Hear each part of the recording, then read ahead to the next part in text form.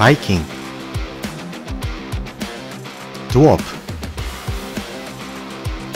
그리고 야성미가 넘치는 전사.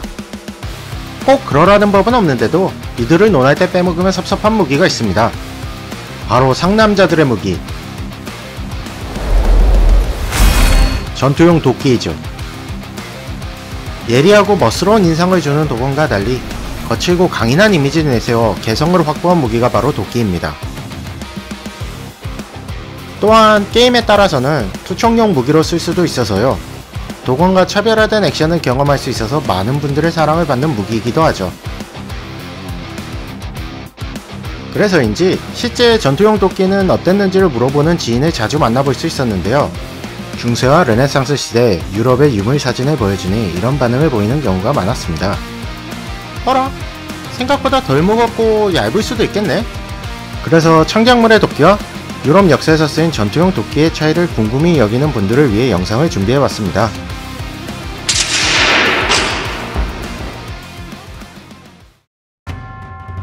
유럽 박물관의 자료를 검색하면 도끼 유물은 충분히 확인할 수 있습니다. 바이킹 전사의 부장포로 묻힌 도끼 유물도 찾을 수 있었고요. 전투용 도끼로 명시된 유물을 찾을 수도 있었어요. 또한 노르만족의 잉글랜드 정복을 다룬 작품 바위의 테피스트리에서는 양손 도끼를 들고 싸우는 전사가 등장하기도 합니다. 데인족의 도끼, 데니쉬 X로 검색을 하면 여러 유물과 재현품을 확인할 수도 있고요. 13세기에 만들어져 당대의 무장을 살펴볼 수 있는 모건 바이블에서도 양손 도끼가 나오죠. 그리고 르네상스 시대로 넘어오면 창날이나 다른 공격 수단을 더한 포렉스와 할버드도 쉽게 확인할 수 있습니다. 상황에 따라 투척용으로 활용한 도끼도 실존했습니다. 대표적인 예시를 들자면 프랑크족의 도끼 프란치스카가 있죠.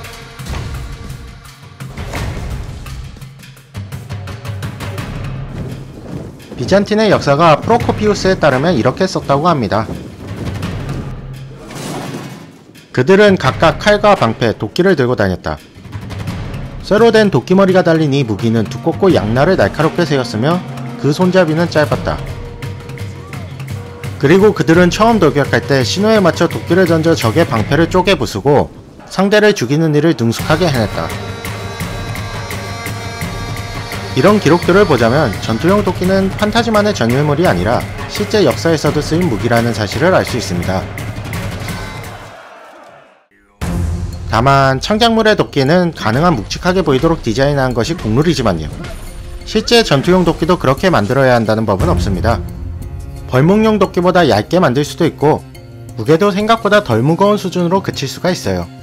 크기도 극단적으로 커지기보다는 일정 수준에 머무르는 경향이 보였고요. 설령 양손 도끼라 해도 말입니다. 지금 보시는 이 유물은 후기 바이킹 시대의 무덤에서 발굴된 도끼머리입니다. 날길이는 25cm이고 박물관에서는 양손 도끼로 보고 있지만요, 본래 무게는 800g에 그친다고 합니다. 이거는 스칸디나비아에서 쓰인 도끼머리인데요, 보존 상태가 좋은 편인데도 520g에 그쳤습니다. 장작 폐기용 도끼머리와 비교하면 크기에 비해 덜 무거운 편이죠. 하지만 이상하게 생각할 필요는 없습니다. 간단하게 생각해보세요. 굵직한 통나무가 더 단단하겠습니까? 아니면 사람의 머리통이 더 단단하겠습니까? 당연히 사람의 머리통을 부수는 게 더 쉬우니 무리하게 두껍고 묵직하게 만들 필요가 없죠. 거기다 사람은 도끼에 맞지 않으려고 피하기까지 하니까요. 물론 옛날 전사들이 쓰는 도끼가 무조건 얇고 덜 무겁다고 단언해서도 안되겠죠. 전투용만이 아닌 도구로 쓰려고 적당히 굵은 도끼를 가지고 다닐 수도 있으니까요. 예외적으로 큰 유물도 나올 수도 있겠죠. 유럽이 아닌 다른 지역의 유물들은 또 다를 테고요. 제가 말씀드리고 싶은 사실은 모든 옛날의 전투용 도끼가 창작물에서처럼 무겁고 두꺼운 무기라고 넘겨짚으면 오류에 빠질 수 있다는 겁니다. 이게 이번 영상의 핵심 내용이에요. 여기서 잠깐, 그래도 갑옷을 상대하려면 아주 무거운 도끼가 필요하지 않겠냐고요? 질문에 답변을 드리기 위해 갑옷이 발달했던 시대의 포렉스와 할버드를 찾아봤습니다. 하지만 전체 길이가 2m 내인 포람도 전체 무기가 2kg대에 머무르는 경우가 꽤 많았어요. 이걸 지인에게 보여주니 롱소드보다 훨씬 길어서 더 무거울 줄 알았다. 못해도 4-5kg는 나갈 줄 알았는데 의외다. 라는 반응을 보였습니다. 머리 부분도 청날이나 망치머리, 갈고리가 달려있어서 아주 커 보이지만 도끼머리 크기만 따지면 적당한 선에 머무르는 경우도 많았어요. 이 와중에 비교적 도끼날이 큰 유물도 찾아내긴 했습니다만 이것도 총 무게는 2kg대를 벗어나진 않았습니다. 하긴 도끼머리를 크고 무겁게 만들어야만 위력이 늘어나는 건 아니니까요. 도끼머리의 크기는 그대로 놔두더라도 양손으로 휘두를 수 있게 자루기의 길이를 늘려주면 위력을 증가시킬 수 있었습니다.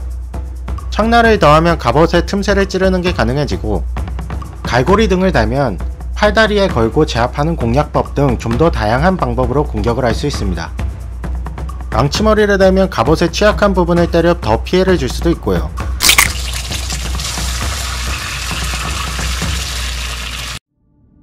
그렇다면 도끼날만 키운 무기는 어떤 게 있을까요? 대표적인 예로 버디슈가 있는데 이것도 창작물의 도끼처럼 전반적으로 거대해지기보다는 위아래로 길쭉한 형상이 많았습니다.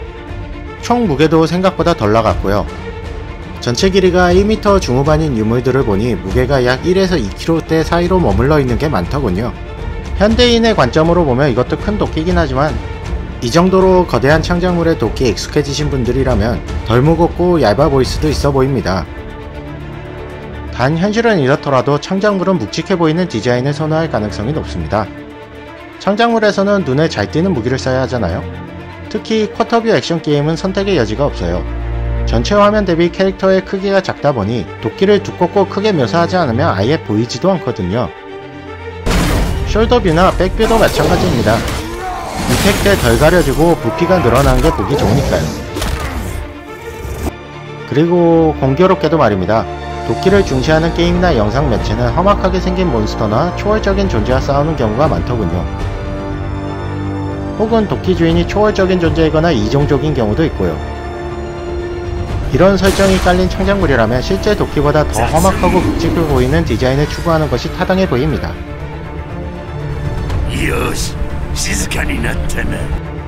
요즘은 현실성을 추구하는 창작물도 나오고 있지만요. 되도록 큰 도끼를 참조하거나 은근슬쩍 도끼의 머리를 키울 수도 있습니다. 캐릭터의 인상을 강하게 묘사하는 데는 큰 무기를 쥐어주는 것이 가장 직관적이니까요. 준비한 내용은 여기까지입니다. 핵심 내용을 정리하자면 전투용 도끼는 유럽 역사에서도 쓰였다. 그러나 생각보다는 도끼머리가 덜 무겁고 얇을 수도 있다. 갑옷이 발달한 시대도 마찬가지다. 다만 창작물에서는 가시성과 세계관 때문에 묵직해 보이는 판타지풍 도끼를 선호할 가능성이 높아 보인다. 현실성을 추구하는 게임에서도 강한 인상을 주려고 은근슬쩍 도끼머리의 크기를 키울 수도 있다. 그럼 이만 물러나겠습니다. 영상의 내용이 마음에 드셨다면 구독과 좋아요 부탁드립니다.